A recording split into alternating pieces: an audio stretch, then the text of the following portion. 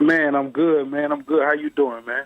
Yeah, man, having an awesome time here. I can't believe you're on the show, man, because I remember watching you. The first time I actually found out about you was when I was watching my church, like Crossover Church is my church in Tampa, and I was watching you on the video, man. That's how I first found you. Wow, that's dope, man. Yeah, shout out to Crossover Church, man. That was what's so cool about them is that I was thinking about actually moving to Tampa to actually be their praise and worship leader at one point in time, man. A lot of people don't know I sing too. So me and Pastor Tommy, shout out, a.k.a. Urban D, shout out to Urban D. You know, we were just conversating about that, and they were just a great support, still a great support to me.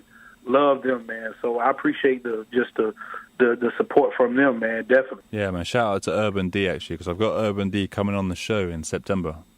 Come on, man. Urban D still holding it down, man. I was listening to Urban D, man, back when, you know, when nobody was checking for Christian hip-hop like they doing now, you know what I mean? So mad respect to him. He's one of the pioneers, so.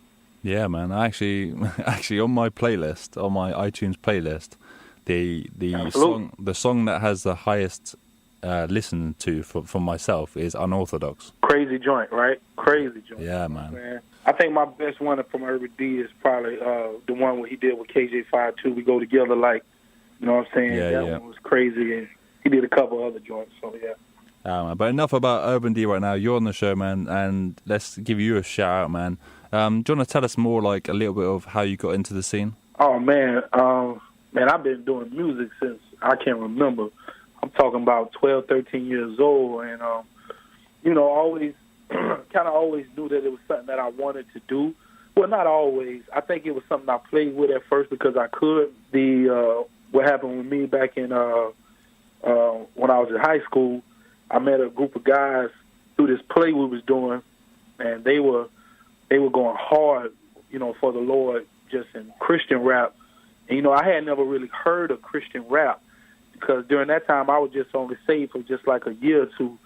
So I was just like, man, what is, you know, I didn't even think that I could even rap anymore. You know what I'm saying? So met them guys, man, and met some other guys, a part of the Jacksonville community, guys like Shabbat E back in the day, from Petty D to Camp Quest, and I was with these guys, and these guys were called Zion, and just hooked up with them. We had one, you know, just had a common goal, just to, you know what I mean, to really speak truth in the music, and we were determined to show people that you could be talented and still talk about something that lifts up the name of the Lord. So that's how I kind of got started. But even then, after that, you know, as you in that during that time, you think that you know what it really is about. We were very radical, very zealous, and I thank God for that zeal because what it did was it just it allowed us to, you know, I now see that it wasn't just a zeal; it was a part of us. We all got a passion that we just are determined to still do this. You know what I'm saying? And we're determined to not only do this, but, you know, determined to live out the life and the truth for God. So fast forward to a few years later, and got an opportunity as we got older. We, you know, all of us started doing other things, you know, whether it be marriage, whether it be military. And, you know, what I like to say is, what I'm blessed to say is that those guys are still my brothers to this day. It was just that at that moment of time, you know, circumstances, things come up, people wanting to do other things. And, you know, I thought it was just the enemy doing music, but God had another alternative for me. He had another path for me. He was like, nah, we're going to keep doing this. So, you know, kept doing it, ended up getting with a label called Upbeat and just started working with them. And, you know, started putting out mixtapes. Before you know it, just really pushing the music. R. Swift heard about me, reached out to me from the Cross Movement. He was leaving Cross Movement at that time, and he wanted to start something that's called a Rhyme Council. You know, the rest is history from there. So from there on, I've just been grinding and just steady trying to, you know, keep the music pumping and keep the music out there so people can hear the truth and know who I am. So. Yeah, man, that's dope. And tell us a bit more for the people that listen that don't know all the way back and they're thinking like Rhyme Council. What is that? Give us a little intel on what that was. Yeah, see, like Swift, he always had the Rhyme Council back when there was Josh, and he had all type of dudes, man. Jay Johnson, there was Philly guys. So what I always had was a up north influence from a rap style, because all my friends was from up north, like the group who I was with. You know what I'm saying? One of my homeboys was from the Bronx. One of them was from North Virginia. Me and the other, we was the only one from Florida, but we had such a East Coast hip hop influence that's how we used to rap. So when you heard us, it was just like, man, you know what I mean? I kind of fit right into that mold. So when he reached out to me, he was like, yo, where you from? And I was like, I'm from Florida. He was like, you from Florida? Everybody thought I was from New York and all this and that. And I was like, nah, I'm from Jacksonville, Florida, country. You know what I'm saying? And he was just like, man, I just want to work with you because I'm leaving Cross Movement, trying to start my own situation. And it was me, Young Josh. He had Tragic Hero, and he just kind of started from there.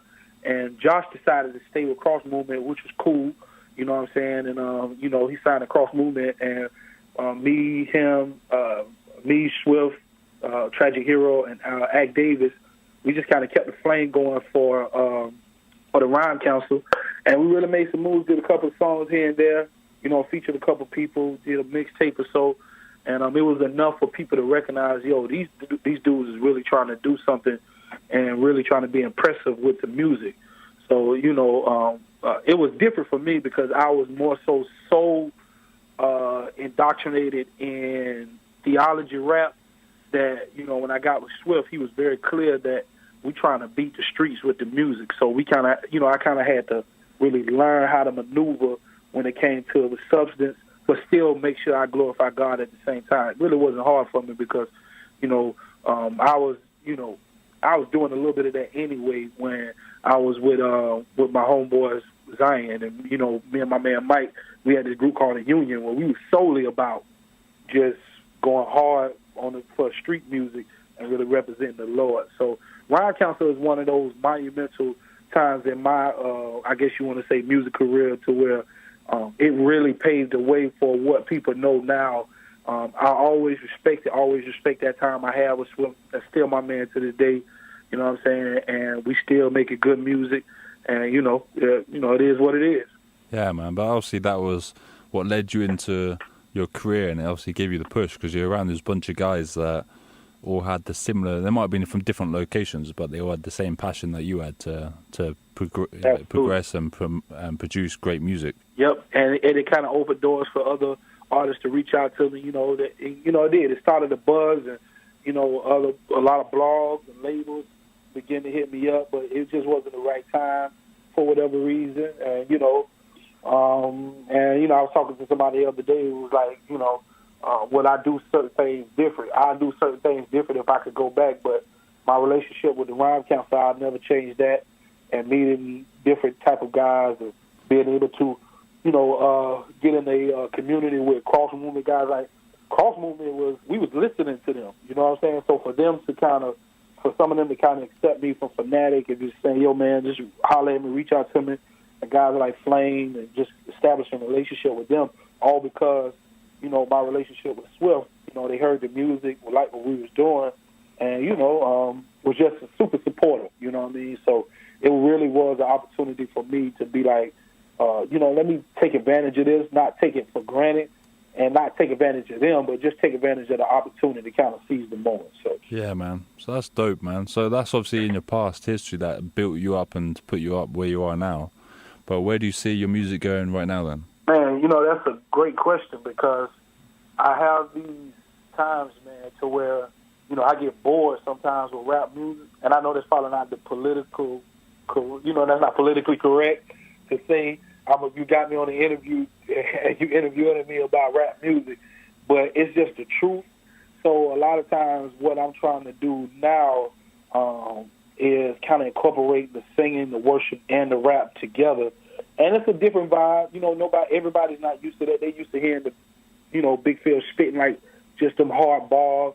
And I'm going to still give people that. I just don't want to be limited to that. You see what I'm saying? So I think people will be surprised at the new music I got coming out. That's why some of the new stuff that you got that you'll be playing, it gives you that feel. You know what I'm saying? So so far so good. You know, I got a great response from a lot of people when it came to the song Holy Night. Made it all the way to, you know, Kurt Franklin's satellite radio, to, you know, different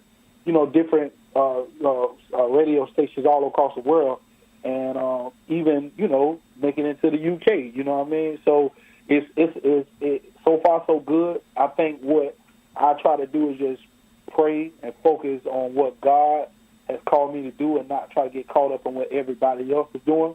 But it's easier said than done, because I struggled with that for a long time, you know what I'm saying? Because, you know, there was a gap in after Rhyme Council to when I got back out on the scene, because I got married, had children, you know what I'm saying? And, you know, I was kind of worried that people were going to forget about who I was, but by the grace of God, the music speaks for itself. So I'm just thankful for that. So. Yeah, man. That's obviously what it's all about, the music speaking for itself. But I mean, now you're in a different point of view, I guess, because you're not single anymore, and you've got your wife and your kids to think about. But you know, I guess that kind of produces levels in your character, doesn't it? Absolutely, really does. And it really showed me that I was not. It showed me I thought I was farther along, and I really wasn't. And God put me back in the oven, man. And you know, I got a rap line when I say that. You know what I'm saying? I was fresh out the pot. He put me back in the oven. You know what I'm saying? You know, and it really was a period in my life to where it was like, nah, we got to cook a little more, because if you're going to do some things and you're going to be stepping on certain platforms and on certain scenes, I need you to understand that it's not about just musically presenting your life. It's also about your life presenting my life. So, you know, learned a lot. But me and my wife been married now 6 years, going on 7 years. Had some ups and some downs, but, man, I'm thankful to say we love each other. We best friends, and most of my music is inspired from my family, you know what I'm saying, from her, from my kids. So, you know, I'm grateful for that, man. Yeah, man.